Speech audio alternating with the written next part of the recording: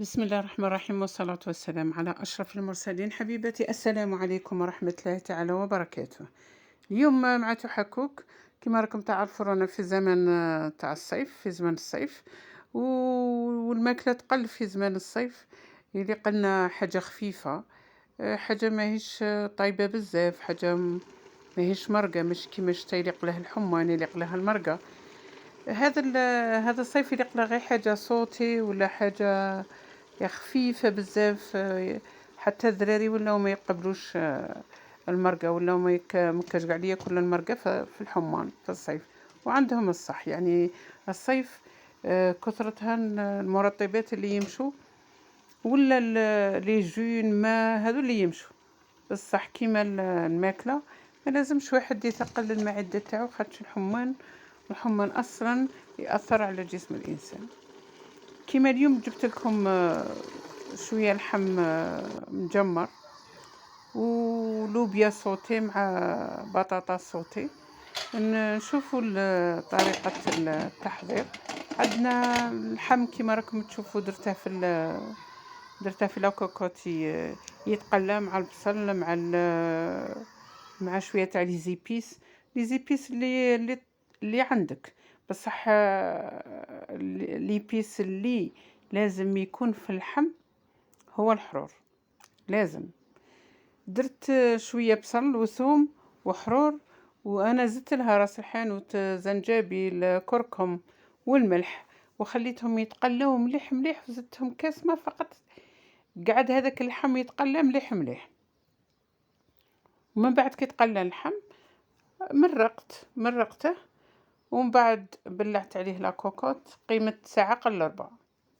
من بعد ساعة قل ربع قعدت نجمر فيه، خليته فوق النار يتجمر حتى ولا قاع عسل.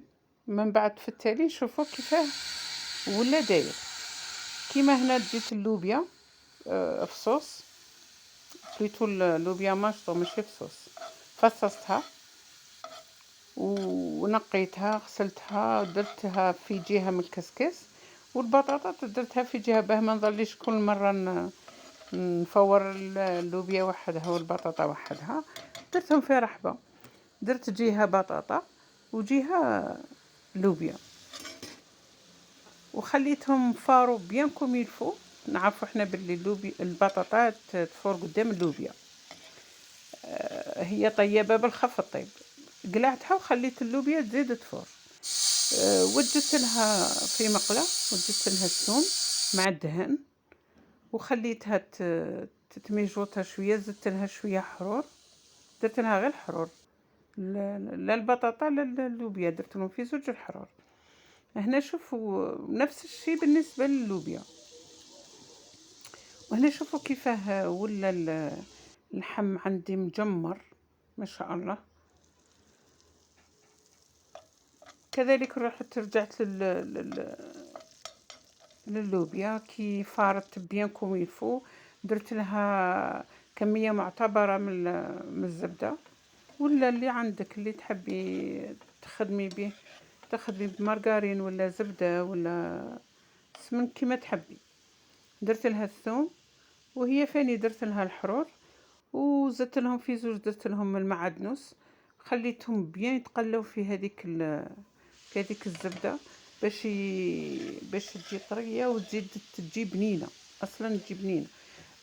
اختي المشاهده، ملحي اللوبيا والبطاطا كي يكونوا يفوروا، ولا حبيتي زيدي من بعد كي تولي تقلي فيهم، زيدي شوفيهم الى خاصهم، زيديهم الملح، ما كاش مشكل.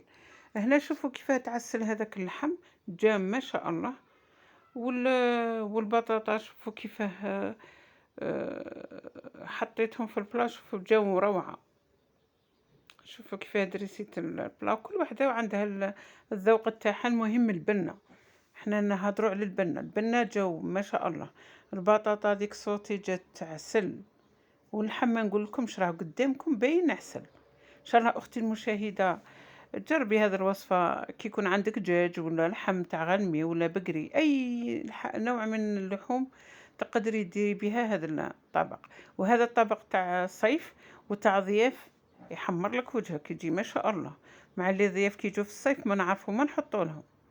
كون يجي الضيف في الشتا تحطي له كاع صوالح الحامين، بصح كي يجيك في الصيف ما تطيقيش تحطي له حاميه تزلط مع الحمان، ما يقدرش يسيبورتي. مالا هذا هو الطبق اللي فريمون ايديال للضيف، ويحمر لك وجهك بزاف شباب معسل. ما شاء الله. ان شاء الله اختي المشاهده تجربي هذه الوصفه وتدعي لي بالخير. ما تنسينيش بلايك وما تنسيش الاشتراك، وشكرا ومع السلامه والى اللقاء.